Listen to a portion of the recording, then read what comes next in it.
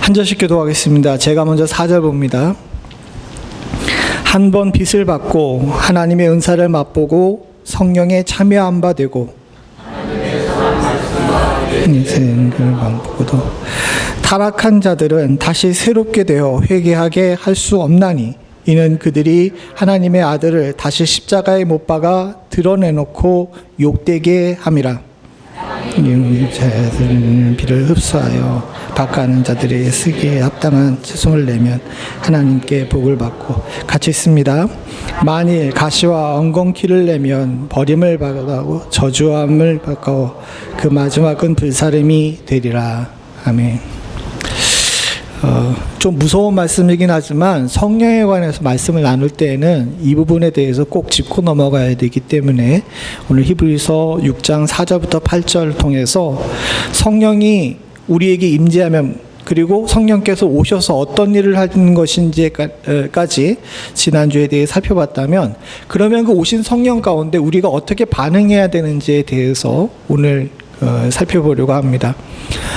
오늘 본문을 표준세 번역으로 조금 더 쉽게 번역한 부분이 있어서 다시 한번 읽어보죠. 제가 표준세 번역, 여러분들과 제가 한 절씩 기도하겠습니다. 표준세 번역입니다. 한 번 빚을 받아서 하늘의 선물을 맛보고 성령을 나누어 받고 하나님의 선한 말씀과 장차올 세상의 권능을 경험한 사람들은 타락하면 그들을 다시 새롭게 해서 회개하게 할 수 없습니다. 그런 사람들은 자기들 때문에 하나님의 아들을 다시금 십자가에 못 박고 욕되게 하는 것입니다. 땅이 자주 내리는 비를 빨아들여서 농사를 지는 사람들에게 유익한 농작물을 내어주면 그 땅은 하나님께로부터 복을 받습니다. 같이 있습니다. 그러나 가시덤불과 엉겅퀴를 내면 그 땅은 쓸모가 없어지고 저주를 받아서 마침내 불에 타고 말 것입니다. 우리가 유언한다는 성령에 관해서 살펴보고 그 다음에 7월과 8월에는 성령께서 교회들에게 하시는 말씀들에 대해서 살펴보려고 하는데 이 3개월에 걸쳐서 성령과 교회에 관한 설교를 준비하면서 가장 어려운 본문을 이야기하라 그러면 오늘 우리가 읽은 이 본문입니다. 사실 신학적으로도 굉장히 논란이 많이 되는 본문이기도 하고 또 해석도 어렵습니다. 왜냐하면 이게 실제적으로 구원에 관한 문제이고 저 구원에 관한 문제에 대해서 명확하게 얘기할 수 있는 사람이 없기 때문에 그래요. 특별히 저 문제 때문에 아주 예전서부터 종교개혁 시대 때서부터 많은 분파들이 갈리고 이단들이 생겼습니다. 알미니안주의가 그렇고요. 요 근래 들어선 한국 사회에도 문제가 됐던 구원파 같은 경우도 저 본문을 잘못 해석하기 때문에 생기는 문제죠. 여러분들 우리가 그냥 간단하고 쉽게 생각하게 되면 그냥 넘어갈 수 있는 문제지만 여러분들이 한번 구원받은 사람이 죄를 지었다가 다시 구원받을 수가 있습니까? 오늘 이 본문을 읽었으니까 여러분들이 지금 선뜻 대답을 못 하시지만 사실 이 부분에 대한 논란은 2000년 신학의 역사에 있어서 굉장히 골치 아픈 문제입니다. 그런데 제가 이 아침에 여러분들과 신학적인 논쟁에 관해서 이야기를 하게 된다면 여러분들 모두 다 제가 5분 내에 다 잠들게 할 수 있어요. 엄청나게 졸립고 아무런 관심도 갖지 않는 그런 얘기입니다.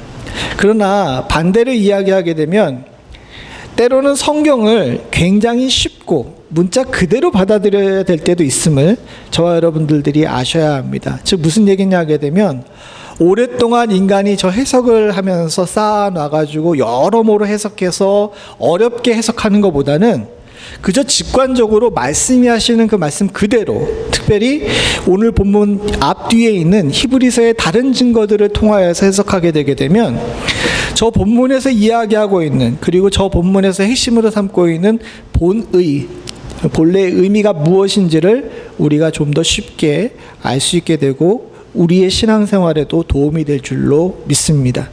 사랑하는 성도님들, 우리는 모두 다 하나님의 택함을 입고 그리스도의 십자가를 알고 성령이 우리 안에 내주하셔서 성령 가운데 사는 자들인 줄로 믿습니다.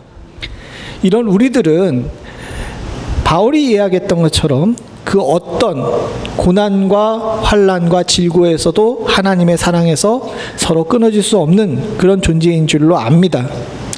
근데 만약 그런 존재였는데 어느 순간인가 실족해서 넘어져가지고 교회를 떠난 자가 있다면 그 사람은 원래부터 하나님께 구원을 받은 자일까요? 아닐까요?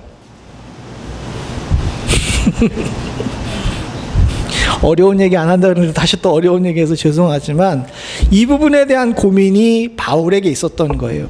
사실 히브리서는 누가 썼는지에 대해서 명확하게 얘기하지 않지만 바울이 썼다고 생각을 합니다. 근데 히브리서를 쓰게 된 배경을 우리가 좀 알아야 될 필요가 있어요. 무슨 얘기냐 하게 되면 처음에 12명의 제자들과 그 외에 택함을 받은 사도들이 복음을 널리 전파했습니다.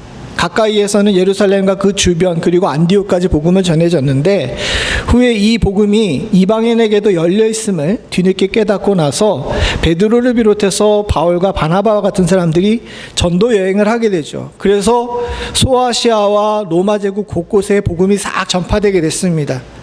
그래서 교회가 안 세워진 곳이 없었어요. 로마 제국 곳곳에 복음이 전파되게 되는데 이제 조금 시간이 지나고 났는데 로마 제국이 그들이 가지고 있던 종교관과 그리스도교가 너무 차이가 많이 나는 겁니다. 그러다 보니까 로마의 위정자들이 생각할 때 그리스도교는 로마의 안정을 해칠 만한 그런 요소를 가지고 있다고 생각했기 때문에 박해를 시작했어요. 그래서 예수를 믿는 자들에 대해서 처음엔 우호적이었던 많은 사람들이 예수 믿는 자들을 박해하고 교회를 파괴하기 시작합니다. 아직 네로 때와 같이 그렇게 막 많은 사람들이 죽고 그러는 정도는 아니지만 이제 많은 곳에서 예수 믿는 사람들을 불편해하기 시작했어요. 그러다 보니까 교회 안에 있던 많은 성도들 중에서 갈등이 생기기 시작한 겁니다. 대표적으로 갈등을 겪고 있던 사람들이 누구냐 하면 유대교를 믿다가 예수를 믿게 된 자들이었습니다. 그 당시 로마 제국이 유대교는 그래도 공인을 해줬거든요. 공식적인 종교였기 때문에 유대교를 믿는 사람들에 대해서는 그래도 어느 정도 오픈되어 있었는데 그리스도교는 박해를 하기 시작했단 말입니다. 그러다 보니까 원래부터 유대 사람이었고 유대교를 믿고 있던 사람들 중에서 복음을 접하고 예수를 알게 된 다음에 예수 그리스도의 십자가를 믿고 교회로 나오게 한 성도들 중에서 정부의 박해와 사회적인 손가락질이 시작되게 되니까 이 사람들이 무슨 생각을 하게 된 겁니까? 내가 다시 유대교로 넘어가도 되지 않겠나 하는 생각이었어요. 왜? 유대교에는 예수 그리스도는 없지만 누가 계십니까? 하나님이 있는 거예요. 그리고 구약이 살아있으니까 같은 성경을 쓰고 하나님에 대한 신앙이 있으니까 이 사람들 중에서 굉장히 여럿이 본래 유대파 그리스도인들 중에서 많은 사람들이 다시 유대교로 가려고 하는 그런 움직임들이 있었던 겁니다. 이런 상황 속에서 히브리서의 저자 바울이라고 생각하죠.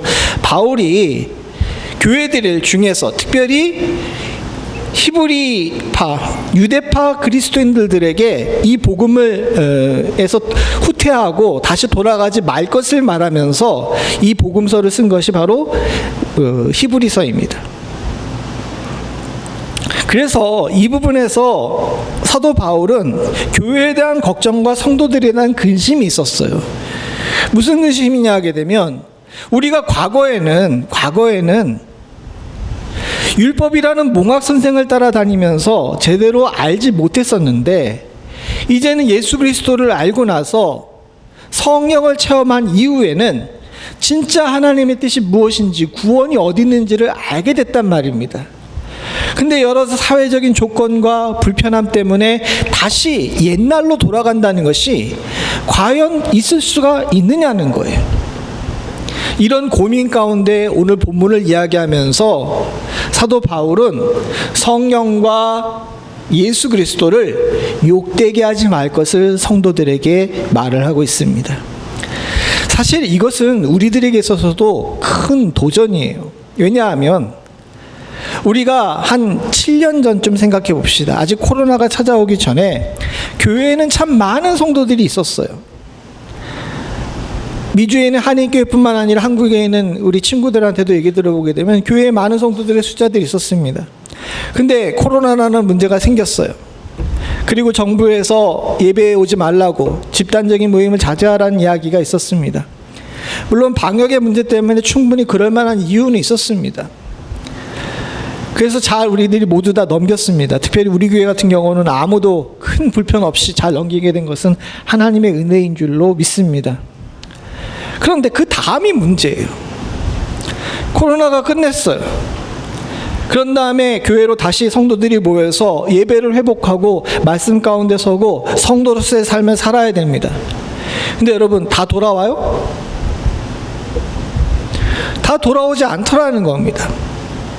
더 큰 아픔과 괴로움은 뭐냐면요, 사실은 한인 교육자들 중에서 많은 사람들이 미국 교회를 욕했어요. 게으르고 나태하다고. 근데 코로나를 지나면서 한 가지 확실하게 깨달은 것이 있습니다. 한인 교회는 코로나 이후에 출석 성도를 60%를 간신히 넘을 정도밖에 회복을 못했는데, 미국에 있는 교회들은 다 원래대로 돌아와 회복했어요. 불과 몇 년 사이에. 그러고 나서 깨달았습니다. 아, 저들이 게으르고 나태한 것이 아니라 우리가 거짓된 탑을 쌓았구나. 사실 여기 히브리서 6장에 나와 있는 이 사도 바울의 고민과 이런 경고는 우리 교회에게 있어서, 특별히 한인교회에 있어서, 한국 교회에게 있어서 큰 울림이자 경고이고 또 아픔이에요. 우리는 사실 신앙생활을 잘하는 줄로 알았고 예수 잘 믿는 줄로 알았지만, 사실 많은 부분에 있어서 패션 크리스찬에 불과했다는 사실을 뒤늦게 깨닫게 된 겁니다. 그리고 더 큰 아픔은 무엇인지 아십니까? 이 모든 일이 이런 식으로 겉으로만 예수를 믿는 척했던 모든 것들이 사실은 성령을 근심케 하고 그리스도의 십자가를 욕되게 했던 일이라는 거죠. 교회와 목회자들과 성도들은 이 부분에 대해서 스스로 반성해야 할 줄로 압니다. 사실 근데 이것은 우리 시대만의 아픔이 아니고 한국 교회만의 문제는 아닙니다. 이것은 조금 전에 이야기했던 것처럼 사도 바울 시대 때에도 문제였고, 그 이후로도 교회가 있는 동안에 내내 큰 문제예요. 주님께서도 말씀하셨지만 한밭에 알곡과 가라지는 같이 자랍니다. 우리 오늘 집사님께서 기도하실 때 알곡과 같은 성도들이라고 말씀하시며 기도하셨는데, 그 기도가 정말 진짜이기를 간절히 소원합니다. 여기 가라지는 없죠? 제가 목회하면서 30년 목회하면서 듣는데 자기가 가라지라 그러는 사람은 아무도 없었어. 다 알곡인 줄로 믿습니다.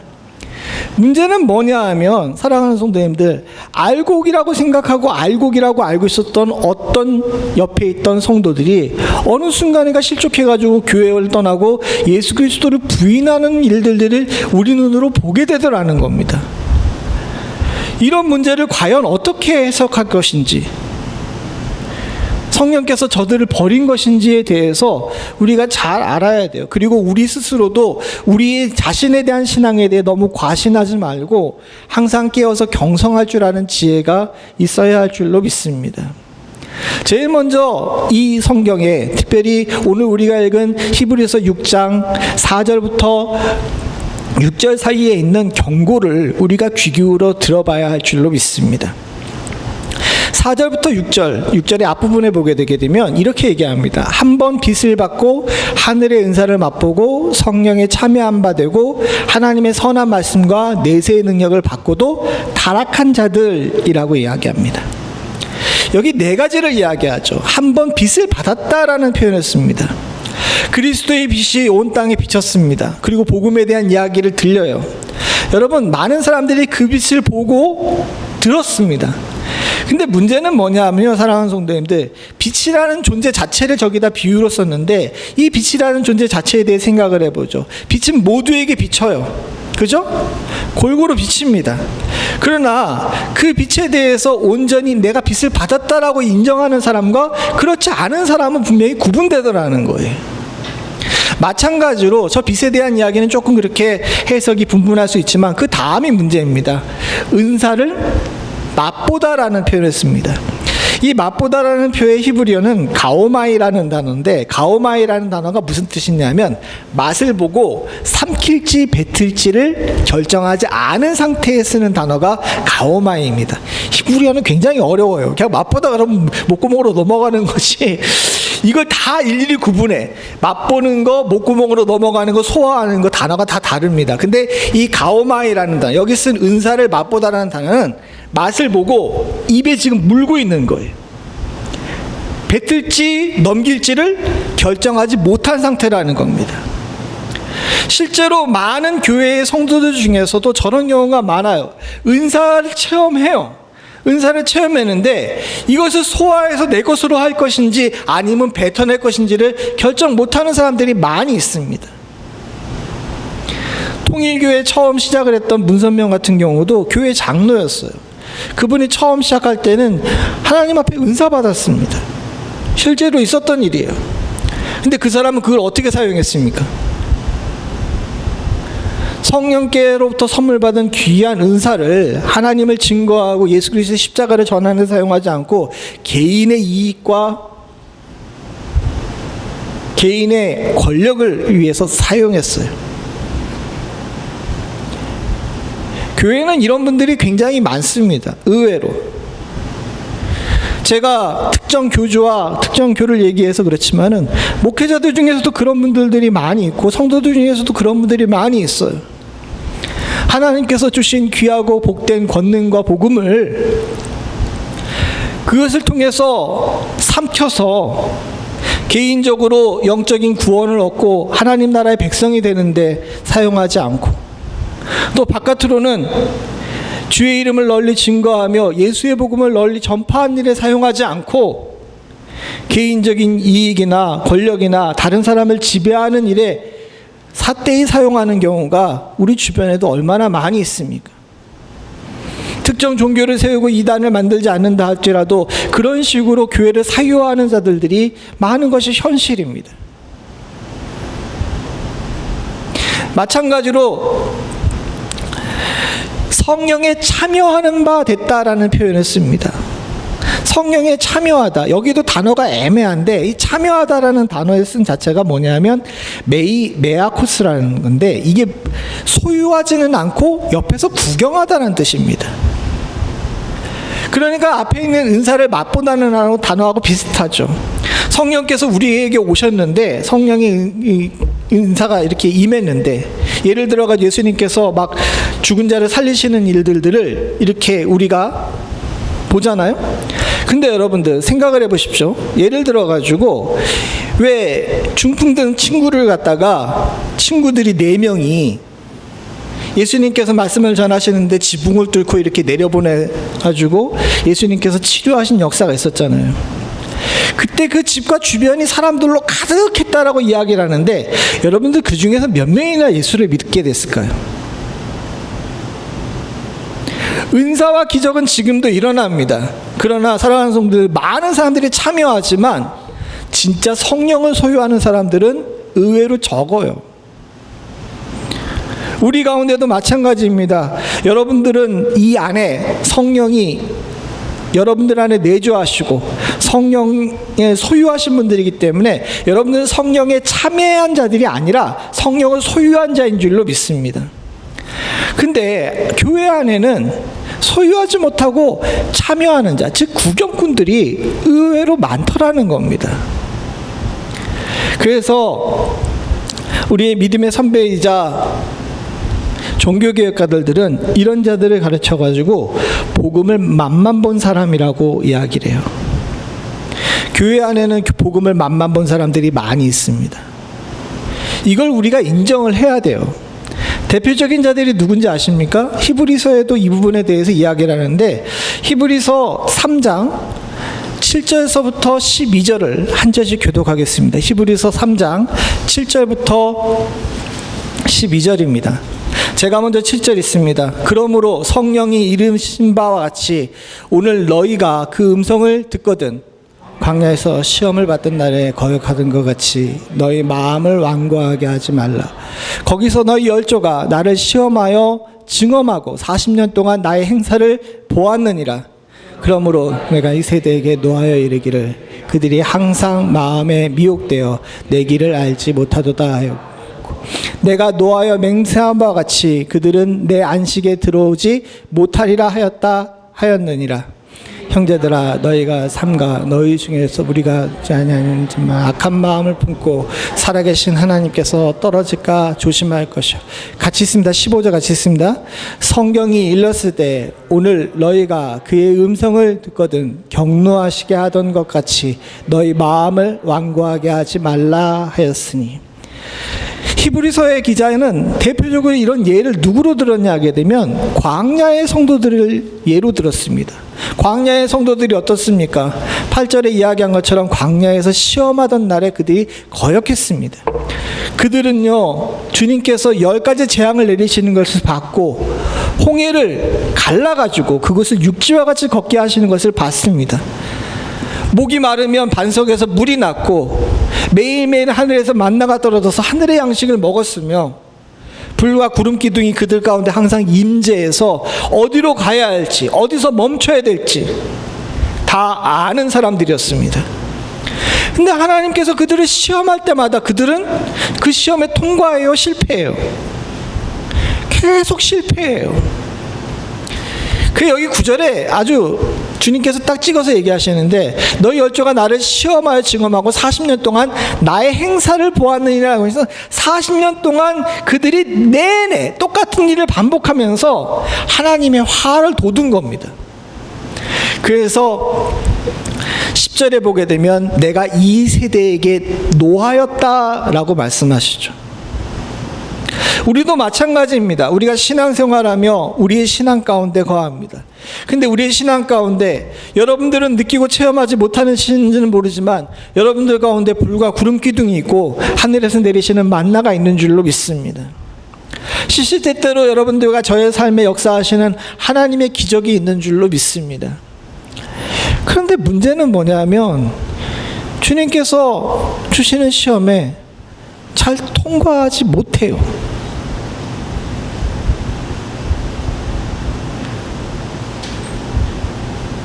마치 복음을 맘만 본 사람처럼 그렇게 살더라는 겁니다. 그래서 15절에 이야기한 것처럼 하나님의 음성을 듣거든 여러분들과 저의 가운데 주의 말씀이 선포되고 하나님의 은혜가 임재한 것을 느끼게 되게 되면 사랑하는 성도님들 우리의 마음을 완고하게 만들어서 하나님 말씀을 거역하는 존재가 돼서는 안 돼요. 그럼 하나님을 경노하게 된다는 것입니다. 성도는 긴장해야 합니다. 사랑하는 성도님들 예수 믿는 건 거저되는 것이 아니에요. 그저 주일날 1시간 교회 나오고 헌금 생활 한다 그래서 신앙생활 잘하는 것이 아닙니다. 진짜 신앙생활을 잘하게 하기 위해서는 하나님의 말씀에 반응하고 하나님을 경노시키지 않아야 될 줄로 믿습니다. 그리고 12절에 말씀한 것처럼 우리 안에 악한 마음을 제하여 버리고 미움이나 질투나 시기와 같은 악한 마음을 제하여 버리고 하나님께서 떨어질까 조심할 줄 아는 그런 자세가 교회 가운데 있어야 될 줄로 믿습니다. 교회가 세상의 도덕을 만족시키는 곳은 아닙니다. 그러나 사랑하는 성도님들 우리가 우리의 행위나 우리의 모습을 통해서 세상에 비난받아 하나님의 영광을 가리는 존재는 돼서는 안 될 줄로 믿습니다. 저와 여러분들은 모두 다 광야의 성도가 아니라 가나안의 성도가 될 수 있기를 간절히 소원합니다. 저 광야의 성도들은 요단강을 건너지 못했어요. 사랑하는 성도님들 하나님을 경노하게 하고 하나님의 시험에 통과하지 않으며 완악한 마음을 끝까지 붙잡고 있는 자들은 결코 요단강을 건널 수가 없습니다. 그러나 여호수아와 갈렙처럼 그 가운데도 진정한 성도가 있어서 하나님의 영이 임한 존재일 뿐만 아니라 주께서 말씀하시면 그 어디든지 내가 따르리라 하는 그런 성도들에게는 하나님께서 요단강을 건너실 수 있는 그런 영광을 허락하시는 줄로 믿습니다. 지난주에 50년 뒤에 여러분들 어디서 계십니까? 라고 물음을 여러분들에게 던졌습니다. 잠시 잠깐의 농담처럼 던지는 그런 질문일 수 있다고 생각할지 모르지만 오늘 말씀에 비춰보게 되면 여러분들은 지금 광야에 서 있습니까? 아니면 요단강 건널 수 있는 존재입니까? 라고 물어보는 아주 심각한 질문이에요. 사랑하는 성도들과 저는 이 질문 앞에서 담대하게 저는 광야의 성도가 아니라 가나안의 성도입니다라고 대답할 수 있는 그런 힘과 믿음과 용기가 있을 수 있기를 간절히 소원합니다. 이렇게 못하게 되면요, 사랑하는 성도님들, 우리는 예수 그리스도를 또 성령을 욕되게 하는 자입니다. 우리가 이렇게 귀한 말씀과 은혜를 체험했음에도 불구하고 그저 입에만 물고 있고 삼키지 않는 존재라면요, 오늘 본문에 이야기한 것처럼 6절 같이 봅니다. 시작. 타락한 자들은 다시 새롭게 하여 회개하게 할 수 없나니 이는 그들이 하나님의 아들을 다시 십자가에 못 박아 드러내놓고 욕되게 함이라. 우리가 삼키지 않고 입에만 물고 있으면 뭐라고요? 십자가를, 예수 그리스도의 십자가에 못 박아서 드러내놓고 욕보이는 겁니다. 이걸 히브리서에는 조금 더 풀어서 설명했어요. 히브리서 10장 26절 29절입니다. 여기도 같이 한 절씩 교독해서 읽어보죠. 26절 제가 봅니다. 우리가 진리를 아는 지식을 받은 후 짐짓 죄를 범한 즉 다시 속죄하는 제사가 없고 오직 무서운 마음으로 심판을 기다리는 것과 대적하는 자를 태울 맹렬한 불만 있으니라. 모세의 법을 폐한 자도 두세 증인으로 말미암아 불쌍히 여김을 받지 못하고 죽었거든. 하물며 하나님의 아들을 짓밟고 자기를 거룩하게 한 언약의 피를 부정한 것으로 여기고 은혜의 성령을 욕되게 하는 자가 당연히 받을 형벌은 얼마나 더 무섭겠느냐. 너희는 생각하라.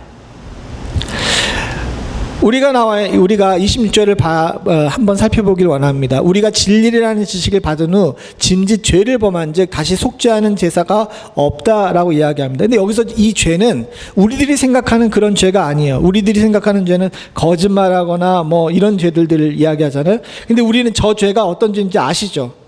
우리가 2주 전에 요한복음 16장을 통해서 성령께서 죄라고 지정하는 것이 무엇인지에 대해 이야기를 나눴지 않습니까? 성령께서 우리에게 알려주시는 죄가 뭡니까? 예수를 믿지 않는 거예요. 즉 26절에 갖다가 다시 풀어서 해석하게 되면 무슨 얘기냐 하게 되면 우리가 예수를 아는 진리의 지식을 받은 후에, 즉 예수를 믿은 다음에 짐짓 죄를 범한 즉 예수를 부정하면, 예수가 그리스도시고 하나님의 아들이라는 사실을 부정하게 되면 이것을 다시 속죄하는 제사가 없다는 겁니다. 이건 굉장히 우리가 깊이 깨닫고 경계해야 될 말씀입니다. 복음에서는 절대로 떨어져서는 안 됩니다. 여러분들은 모두 다 예수를 그리스도로 시인하신 자들인 줄로 믿습니다. 근데 교회에 여러 가지 분쟁이 생기거나 사람이 마음에 안 든다 그래서 나 예수 안 믿을래, 예수는 무슨 하면서 교회를 퍼떡 나갔다가 다시 돌아오면 돼요, 안 돼요? 왜 대답을 안 해? 돼요, 안 돼요? 안 된대잖아요. 제 얘기가 아니라 성경이 안 된대잖아. 딱 사도 바울의 마음이 제 마음과 같은 거예요. 지금 아까 전에 말씀드린 것처럼 교회 안에 있던 유대파 그리스도인들이 딱 저희를 하려고 그러니까 안타까운 마음에서 그러면 큰일 난다고 지금 경고를 하는 겁니다. 그리고 나서 29절에 뭐라고 얘기합니까? 이 형벌이 얼마나 무겁겠느냐. 너희는 생각하라라는 건데 우리 성경은 참 점잖아서 생각하라고 얘기를 한 거지, 저거 직역해서 얘기하게 되면 정신 차리라는 얘기예요.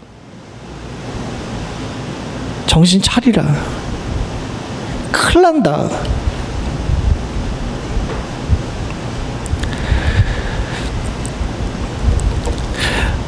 언약의 피를 부정한 것으로 여기고 은혜의 성령을 욕되게 하는 자. 사랑하는 성도님들, 의외로 우리 주변의 많음을 기억하시고 우리는 저 길 가지 않기를 위해 우리의 신앙을 굳건히 지킬 수 있는 축복이 있기를 간절히 소원합니다. 사실 구원은 우리가 이야기하고 선포한다 그래서 결정되는 것이 아니에요. 사실 구원은 누구에게 달려 있습니까? 예, 주님께 달려 있는 거예요. 누가 구원을 받았는지 안 구원을 받았는지 막 여기 머리 위에 뜹니까? 아니에요. 목회자라 그래가지고 성도들 중에서 누가 구원 받았는지 안 받았는지를 알 수 있어요? 없습니다. 사도 바울도 그것을 알고 사도들도 그것을 알고 있기 때문에 항상 경계하고 경고하면서 정신 차리라는 거예요. 신앙생활은 거저먹는 것이 아니라 생각하고 정신 차리고 하나님 앞에 이 받은 경고를 무겁게 여길 줄 아는 그런 지혜가 있어야 된다는 겁니다. 사랑하는 성도님들, 세상과 타협하시지 않기를 원합니다. 수요일 날 우리 오신 분들은, 말씀을 들으신 분들은 함께 나눴지만, 구약시대의 유다의 왕 중에 므낫세라는 사람이 있었어요. 무려 55년 동안이나 유다의 왕이었습니다. 12살에 왕이 되는데 이 사람이 왕이 되고 나니까 현실이 만만치가 않은 거예요. 그의 아버지는 히스기야하고 어머니는 헵시바입니다. 믿음의 사람들이었습니다. 그래서 믿음 안에 잘 성장했는데 아버지가 죽고 나서 12살에 왕이 됐는데, 왕이 되고 나서 딱 현실을 보니까 어떠냐 하면 유다, 코딱지만한 유다 하나를 남겨놓고 예루살렘과 그 주변만 남겨놓고 모든 세상이 다 아수르 천지예요. 아버지 히스기야 때는 아수르 군대를 무려 18만 5천이나 한밤에 하나님께서 죽이셔가지고 나라를 구원하셨지만, 결국 아수르가 애굽까지 정복함으로 말미암아 그 당시 세상 사람들이 알고 있던 모든 세상이 다 아수르 손 아래 있었습니다. 유일하게 유다만 남아있는 거예요.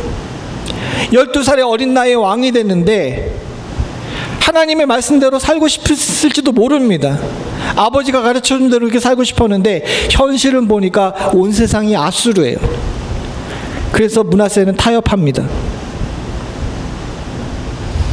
세상이 아수르인데 내가 어떻게 여호와로 살겠냐는 거예요.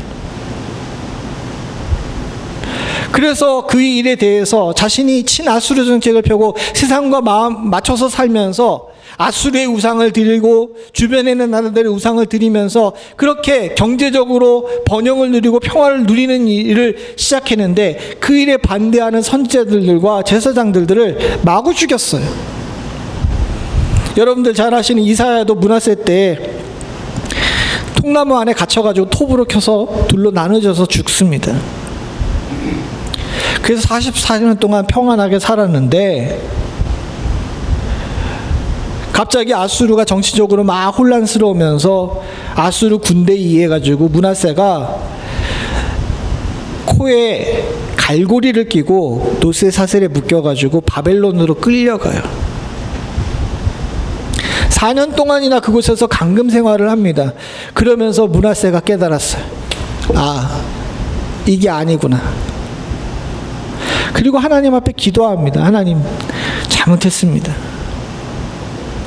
그래서 역대하를 보게 되면 역대하 33장에 하나님께서 그의 겸손한 기도의 모습을 보시고 그를 다시 회복시켜줘요.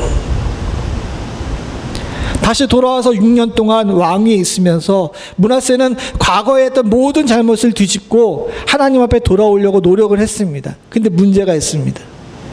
과거에 자신이 저지른 일 때문에 나라가 다시 하나님 앞으로 온전히 돌아가질 않아요.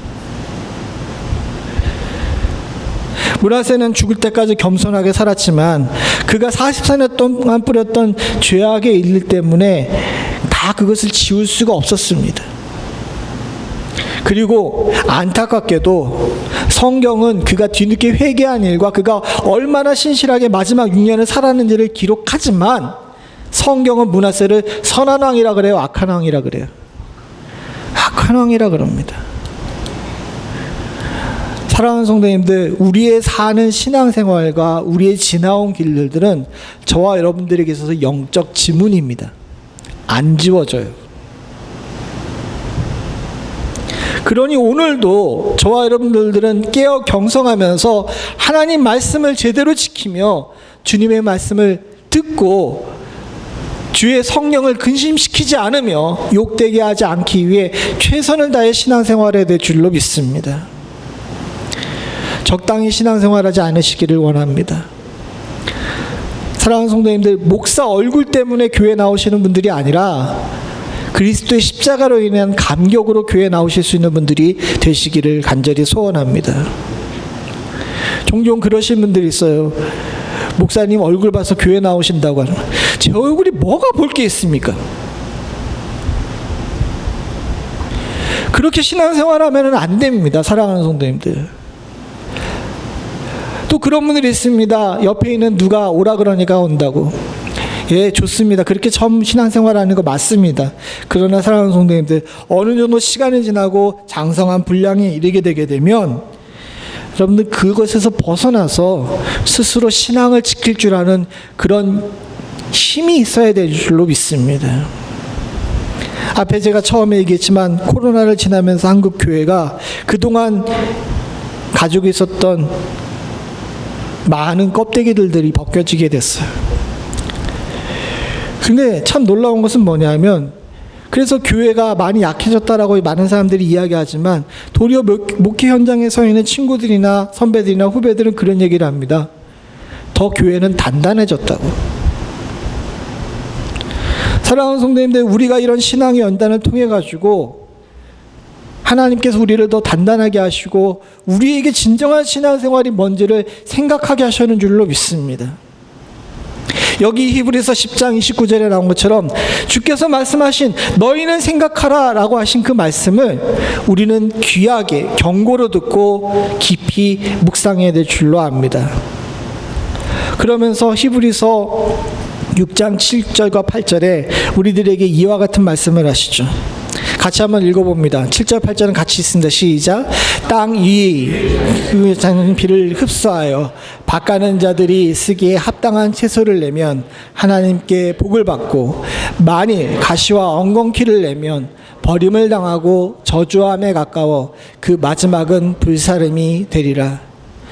마지막으로 오늘 본문에서 히브리서 기자는 성도들에게 묻습니다. 너의 밭에는 무엇이 자라느냐? 하나님께서 은혜의 비, 성령의 비를 우리들에게 내려주십니다. 그러면 여러분들의 밭에는 뭐가 자라고 있습니까? 쓰기에 합당한 채소가 자라시는 분들은 복 받으신 분들인 줄로 믿습니다. 왜? 제가 얘기하는 게 아니라 여기 뭐라 그래요? 하나님께 복을 받는다잖아요. 은혜의 단비, 성령의 단비가 저와 여러분들 가운데 임재하면 이것을 잘 흡수해서 우리가 쓰기에 합당한 복된 채소들을 낼 줄 아는 그런 자가 되어야 될 줄로 믿습니다. 근데 문제가 있습니다. 똑같은 비를 맞지만 어느 곳에서는 쓰기 합당한 채소가 나지만 어느 곳에서는 뭐가 나요? 가시와 엉겅퀴가 나요. 그리고 무서운 경고를 합니다. 마지막에는 그곳엔 불사름만 남아있다고, 심판만 남아있다고 말씀하시죠. 주님께서 말씀하신 그 옥토에 떨어진, 또 돌짝밭에 떨어진, 가시밭에 떨어진 씨앗의 비유와 비슷한 비유입니다. 그러나 조금 양상이 다르죠. 그것은 씨앗이죠. 복음에 관한 이야기입니다. 근데 여기는 다른 얘기입니다. 내리는 비, 바로 은혜의 비입니다. 근데 이 은혜의 비를 얘기하면서 뭐라고 얘기하냐면 그 위에 은혜의 비가 어떻게 내려요? 자주 내려요. 자주. 사랑하는 성도님은 지금도 여러분들과 저는 느끼지 못하시고 깨닫지 못할 수 있지만 성령의 은혜의 단비가 자주 내리는 줄로 믿습니다. 때로는 말씀으로, 때로는 사람으로, 때로는 우리의 환경으로 하나님께서는 수시로 비를 내려주십니다. 우리는 그 비가 성령의 비인 줄로 알고 잘 흡수하고 좋은 열매를 맺는 일에 힘써야지 우리가 성도로서 온전한 삶을 살 수 있는 줄로 압니다. 사랑하는 성도님들, 말씀을 마치겠습니다. 이제 다음 주에는 저 열매가 무엇인지에 대해서 여러분들이 잘 아시는 성령의 9가지 열매를 우리가 말씀을 나누려고 해요. 이 더운데 무거운 말씀을 통해서 여러분들을 못 살게 굴려는 그러는 것이 아니라, 기왕 신앙생활을 시작했으면 사랑하는 성도님들, 저와 여러분 모두가 다 살아야 되지 않겠습니까? 만약에 우리가 영생을 얻지도 못하면서 이 주일날 아침에 이 귀한 시간, 잠도 안 자고 골프도 안 치러 가고 TV 앞에도 안 앉아 있고 이렇게 말씀을 들으러 나와서 주의 단비를 맞는 존재가 됐다면, 사랑하는 성도님들, 가시와 엉겅퀴는 내지 않아야 될 줄로 믿습니다. 진정 우리의 신앙이, 또 우리의 말씀의 생활이 복되고 의미 있는 곳이 되려면 저와 여러분들이 오늘의 말씀을 귀한 경고와 마음 밭에 새겨야 될 복된 말씀으로 여기고 잘 흡수하실 수 있는 축복이 있기를 간절히 소원합니다. 부족한 종도 마찬가지입니다. 말씀을 준비하면서 참 많이 깨닫고 회개했습니다. 나의 밭에는 무엇이 자라는지, 쓸만한 채소가 자라고 있는지, 아니면 나도 모르게 자라나고 있는 가시와 엉겅퀴가 있는지, 혹이나 독초는 자라고 있지 않은지 스스로 돌아보면서 부끄러운 마음 갖지 않을 수가 없었어요. 또 저 자주 내리는 비라고 이야기했는데, 저 자주라는 단어가 얼마나 내 마음속에 크게 와닿고 또 부끄럽게 하는지, 은혜의 단비가 내리는지 제대로 몰랐습니다. 왜 하나님께서 나에게는 축복을 주시지 않냐고, 은사를 주시지 않냐고, 왜 임재하시지 않느냐고 물었던 적이 많이 있어요. 근데 주께서는 말씀하십니다. 매일 네가 먹는 만나와 매일 너를 인도하고 너를 보호하는 불과 구름 기둥은 도대체 어디서 나왔느냐고 물어보실 때 한없이 부끄러울 수밖에 없었습니다. 사랑하는 성도님들에게도 저와 같은 깨달음이 있기를 간절히 소원합니다. 주님께서는 여러분들을 팽개쳐 놓지 않으셨어요. 지금도 자주 비를 내리시고 계시는 줄로 믿습니다. 다만 문제는 저나 여러분들이나 흡수하지 못하기 때문이 문제예요. 내리는 것을 깨닫지 못하고 내려도 제대로 받아먹지 못하기 때문에 우리의 밭에 가시와 엉겅퀴밖에 자라지 않는 것 같습니다. 사랑하는 성도님들과 저는 이제는 잘 흡수하는 사람이 되어서 예전보다는 더 아름답고 쓸만하며 쓰기에 합당한 귀한 열매를 맺을 수 있는 하나님께 복받는 자들이 다 되실 수 있기를 간절히 소원합니다. 같이 기도하시겠습니다. 아버지 하나님, 주의 은혜 가운데 우리가 주의 부르심을 받아 주의 빛 가운데 거하고 은사를 체험하며 성령을 소유하게 된 자인 줄로 믿습니다. 하나님 아버지, 이 귀한 능력을 받았음에도 불구하고 우리가 아직도 삼킬지 뱉을지를 결정하지 못하는 그런 연약한 신앙 가운데 머물러 있었다면 지금이라도 주의 은혜를 온전히 삼키고 하나님 주의 자녀로 설 수 있는 축복을 허락하여 주시옵소서. 주께서 주시는 이 귀한 단비를, 그 자주 내리는 은혜의 단비를 잘 흡수해서 하나님 아버지 좋은 열매 맺을 수 있는 축복을 허락하여 주시옵고, 이를 통해 하나님께 복받을 수 있는 축복이 저희 가운데 있게 하여 주시옵소서. 하나님, 우리의 신앙생활을 생각하게 하시고 게으르거나 나태하거나 적당히 타협하며 살지 않을 수 있도록 주여 도와주셨기를 간절히 소원하오니, 믿는 자로서 믿는 자답게 설 수 있는 축복이 저희 가운데 있게 하여 주시옵소서. 모든 말씀 예수님의 이름으로 간절히 기도드리옵나이다. 아멘. 다 자리에 일어나셔서 찬송가 278장 찬송 부르시면서 준비하신 예물 하나님께 드리겠습니다.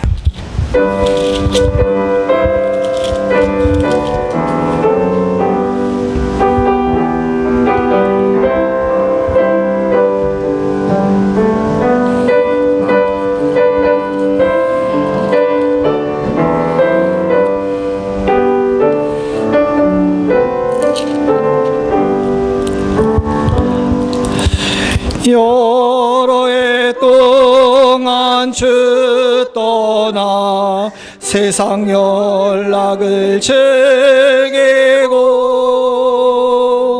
조용악한 죄에 빠져서 주 은혜를 믿었네. 오 사랑의 예수님, 내 마음을 고엽니다. 곧 들어와 나와 동거하며 내 생명이 되소서. 죄악의 죽을 인생을 심히 불쌍히 여기서 저 하늘의 영광 버리고 이 세상에 오셨네. 오 사랑의 예수님, 내 마음을 고뇽니다. 곧 들어와 나와 함께하며 내 생명이 되소서. 홍포를 입은 구주는 가시면류관 쓰시고 저 십자가 높이 달리사 그 아픔을 참았네. 오 사랑의 예수님, 내 마음을 고뇽니다. 곧 들어와 나와 동거하며 내 생명이 되소서. 미련한 우리 인생은 주의 공로를 모르고 그 쓸쓸한 사막 가운데 늘 헤매고 다녔네. 오 사랑의 예수님, 내 마음을 고뇽니다. 곧 들어와 나와 함께하며 내 생명이 되소서.